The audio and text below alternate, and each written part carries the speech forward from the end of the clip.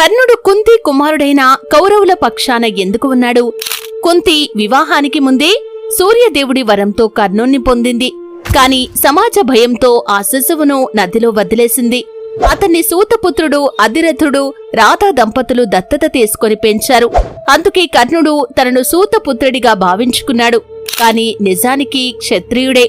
కర్ణుడు తన ప్రతిభతో గొప్ప యోధుడిగా ఎదిగినా అతని తక్కువ జన్మాన్ని చూపిస్తూ భీముడు, ద్రౌపది తదితరులు ఎన్నోసార్లు అవమానించారు. ప్రత్యేకంగా గురుకులంలో, ద్రౌపది స్వయంవరంలో మరియు రాజ్యసభల్లో అతన్ని నిరాదరించారు. ఈ అవమానం కర్ణుడిలో పాండవులపై కోపాన్ని పెంచింది. దుర్యోధనుడు కర్ణుడి ప్రతిభను గుర్తించి అతనికి అంగరాజ్యం ఇచ్చాడు. సమాజంలో తక్కువ స్థాయిలో ఉన్న కర్ణుడికి ఇది గొప్ప గౌరవం.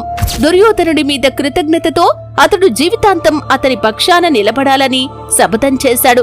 యుద్ధానికి ముందు కుంతి కర్ణుని దగ్గరికి వచ్చి అతని నిజమైన జన్మగుట్టును బయటపెట్టింది. కాని అప్పటికే కర్ణుడు దుర్యోధనుడికి తన మాట ఇచ్చాడు.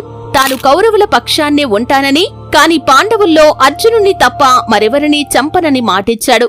కర్ణుడు తనను ఆదుకున్న దుర్యోధనుణ్ణి వదిలి చివరి క్షణంలో తాను పాండవుడినని చెప్పుకోవటం అనైతికమని భావించాడు. అతడు సత్యానికి, తన మాటకు నిబద్ధుడిగా ఉండటానికి ప్రాముఖ్యతను ఇచ్చాడు. ఇలా కర్ణుడి విధి, పరిస్థితులు మరియు అతని విలువలు అతన్ని కౌరవుల వైపు నడిపించాయి.